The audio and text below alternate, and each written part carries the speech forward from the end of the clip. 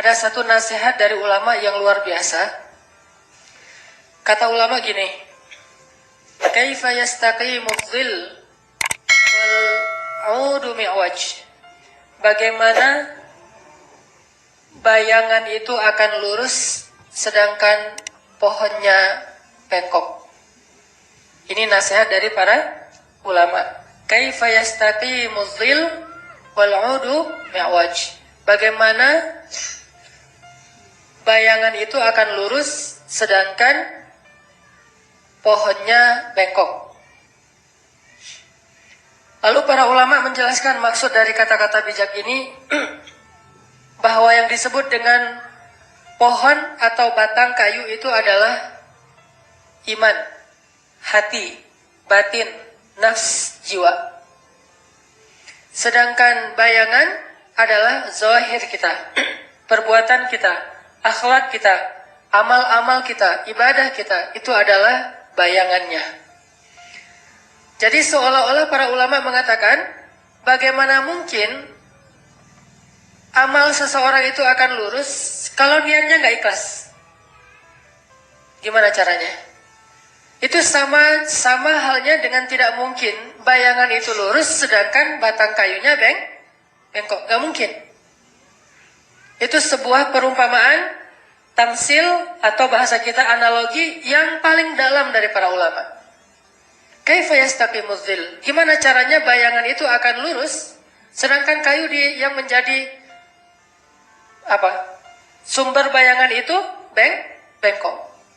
Gimana amalan seseorang itu akan istiqomah, akan lurus, akan baik kalau hatinya tidak ikhlas, bengkok hatinya. Sebagaimana doa supaya tidak bengkok hati gimana? Rabbana la tuzigh qulubana. Ya Rabbana, janganlah engkau condongkan hati kami kepada kesesatan, keduniaan, hawa nafsu dan seterusnya. La tuzigh qulubana ba'da idh hadaitana. Supaya lurus kita berdoa, ya muqallibal qulub, tsabbit qalbi. Ya sarrifal qulub, sarrif qalbi ila ta'ati. Atau bisa juga ulama mengatakan bagaimana hidup seseorang itu akan baik, akan bahagia, sedangkan hatinya dalam keadaan galau. Gak bisa. Kalau hati kita dalam keadaan sedih, maka kita berada di kondisi apapun, kita berada di tempat manapun, tetap aja sedih. Karena bahagia dan sedih itu berawal dari hati, bukan apa yang ada di sekeliling kita. Begitu juga ketika ulama juga bisa mengatakan kaifa yastaqimu dhil wal 'udu ma'waj atau mi'waj. Gimana caranya bayangan itu akan lurus sedangkan kayunya bengkok, juga bisa berarti bagaimana seseorang itu bisa beramal atau berakhlak mulia sedangkan hatinya mendengki. Susah, mustahil orang bisa akhlaknya mulia kalau di dalam hatinya ada dengki. Susah. Orangnya pendengki banget, tapi akhlaknya sangat mulia. Itu dua hal yang tidak ketemu. Seperti tidak ketemunya kayu yang bengkok dengan bayangan yang lurus. Gak mungkin. Sehingga kalau kita pengen memperbaiki hidup kita, kalau kita pengen memperbaiki amal zahir kita, kalau kita ingin memperbaiki akhlak kita, perbaiki dulu hati kita, perbaiki dulu jiwa kita, perbaiki dulu batin kita. Sehingga kesimpulannya di situ ada the moral of story yang saya tulis di bawahnya, catatannya, jangan meluruskan bayang-bayang. Nggak akan mungkin lurus. Jangan meluruskan bayang-bayang. Banyak orang yang sibuk untuk mendapatkan kebahagiaan, dia sibuk dengan bayang-bayang. Lari antara Bukit Sofa dan Bukit Marwah. Bukankah itu sibuk dengan bayang-bayang? Ketika Siti Hajar naik ke atas Bukit Sofa mencari air untuk bayinya Ismail, lalu di atas Bukit Sofa Siti Hajar melihat Fata Morgana, melihat bayang-bayang, melihat seolah-olah ada genangan air di seberang sana, sehingga dia lari ke arah sana sampai naik lagi ke Bukit Marwah. Sampai di Bukit Marwah melihat lagi ternyata ada genangan air, dia datangin ternyata tidak ada. Ketika orang ingin bahagia, banyak yang berusaha meluruskan bayang-bayang. Banyak yang berusaha untuk mencari fasilitas hidup. melengkapi fasilitas hidup. Ternyata kebahagiaan bukan berasal dari situ. Walaupun itu bisa menjadi salah satu faktornya, tetapi bukan berasal dari sana. Kebahagiaan berasal dari hati seseorang. Saya pernah baca sebuah artikel, kalau ini mungkin artikel buat motivasi bagi seorang ayah atau seorang ibu. Coba saya bacain artikelnya, mudah-mudahan ini bisa jadi renungan buat teman-teman yang sudah menjadi ayah dan ibu. Maaf ya. Bagi yang belum, bisa jadi bahan nih. Ya, udah kehapus Nanti saya minta lagi sama istri saya. Istri ya, istri. Kurang lebih artikelnya tentang gini. Ketika seorang ayah ditanya, kenapa sih ayah itu sibuk banget cari uang siang dan malam, bekerja, pergi pagi pulang malam, sampai tidak ada waktu ketemu dengan anak-anaknya? Biasanya jawabannya demi anak. Kenapa ibu sibuk sekali dengan karirnya, sibuk sekali dengan mungkin home bisnisnya, dia bisnis di rumahnya dan segala macam dengan jualan online? Kata dia, demi anak-anak.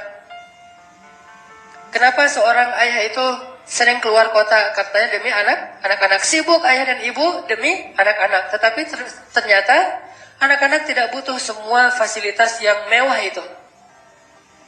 Sehingga ketika ulang tahun bisa memberikan hadiah yang mahal, ketika weekend bisa ngajak jalan-jalan yang jauh, yang nginep di hotel bintang 5 segala macam. Tetapi setelah itu ditinggalkan dalam waktu yang lama. Lalu ketika dibikin survei, anak-anak itu tidak butuh kemewahan sebanyak itu. Mereka hanya butuh ditemani. Mereka hanya butuh figur seorang ayah yang bisa menjadi contoh laki-laki yang ideal untuk mereka tiru kalau mereka anak laki-laki. Mereka hanya butuh rasa aman dan nyaman dari ayahnya kalau anak perempuan, sehingga tidak mencari kenyamanan dari laki-laki yang lain. Begitu juga sosok ibu. Intinya di sini adalah banyak orang ketika ingin membahagiakan dirinya dan keluarganya sibuk dengan meluruskan bayang-bayang.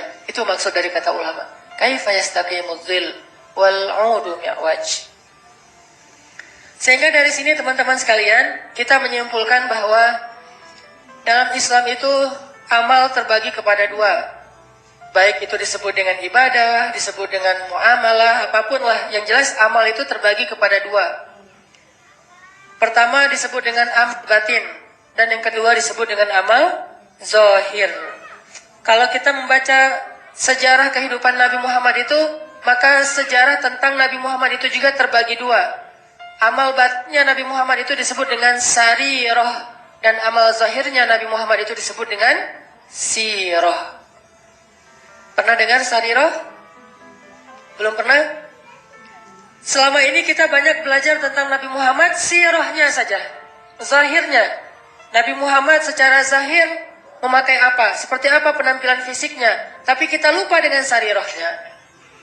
Kita mempelajari sirah Nabi Muhammad tentang zahir ibadah Nabi Muhammad, tapi lupa dengan batinnya. Hanya sibuk dengan fisik saja. Ini menunjukkan bahwa kita belum utuh dalam memahami sunnah Nabi SAW. Kalau ada orang yang mengaku mengikuti sunnah Nabi dan dia paling baik dalam memahami sunnah Nabi, tapi jarang tersenyum, tapi dia hatinya tidak lapang dada kepada orang lain, berarti dia baru mengikuti sunnah Nabi secara sirah dan belum mengikuti sunnah Nabi secara sarirah. Berarti dia baru mengamalkan amal-amal zahir dari amal-amal Islam, tetapi dia masih mengabaikan amal batin. Padahal zahir ini sangat tergantung kepada batin. Innamal a'malu binniyat. Innamal a'malu binniyat. Tergantung di sini nih. Wa innama likulli imri'in bukan ma'amila, tapi manawa. Seseorang itu diberi pahala bukan sesuai dengan apa yang dia kerjakan, tetapi sesuai dengan apa yang dia niatkan.